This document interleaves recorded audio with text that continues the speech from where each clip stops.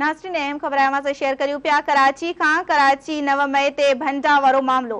वॾे वज़ीर सैयद मुराद अली शाह पुलिस का आग भराई जी रिपोर्ट तलब करे वरती आहे। कराची पुलिस चीफ अॼु रिपोर्ट वॾे वज़ीर सैयद मुराद अली शाह के पेश कंदो। कराची पुलिस 30 खां वधीक जवाबदारनि के गिरफ्तार करे वरतो आहे। पुलिस इख्तियारनि जो चवणु आहे त ॿियनि केसनि में 90 खां वधीक जवाबदार गिरफ्तार थियल आहिनि।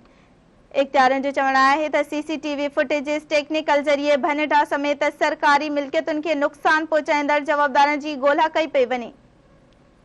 अहम ख़बर आहे नासरीन अवां सां अपडेट कयूं पिया। कराची खां 9 मई ते भनटा वारो मामलो।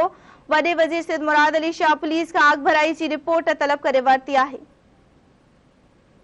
इन हवाले से वधिक अपडेट मालूम कंदासीं। टेलीफोन लाइन ते मौजूद आहे धरती TV जो रिपोर्टर ज़हीर शेख। जी ज़हीर, कहिड़ा तफ़सील आहिनि, आगाह कजो।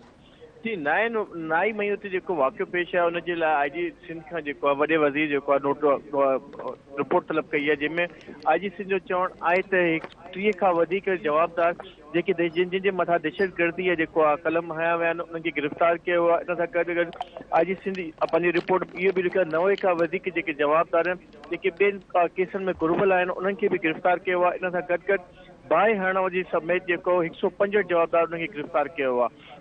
इन सां गॾु गॾु रिपोर्ट में इहो बि ॿुधायो वियो आहे त कराची जे मुख़्तलिफ़ ज़िलनि में 29 खां वधीक केस जेके आहिनि उहे दाख़िल कया विया आहिनि। ॿियो इन सां गॾु रिपोर्ट में इहो बि गॾु ॿुधायो वियो त रेंजर पोस्ट ऐं रेड बस खे साड़ण वारे वाक़े में जेके मुलविस जवाबदार आहिनि इन्हनि खे बि गिरफ़्तार कयो आहे। इन सां गॾु गॾु पुलिस जो चवणु आहे त CCTV ऐं टेक्निकल ज़रिए थ्रू जेको आहे जेके माण्हुनि जेके बाहि हई ऐं ॿी जेके इंतिशार फैलायो उनखे जल्द गिरफ़्तार कयो वेंदो ऐं कंहिं बि हिसाब में उनखे माफ़ न कयो वेंदो। जी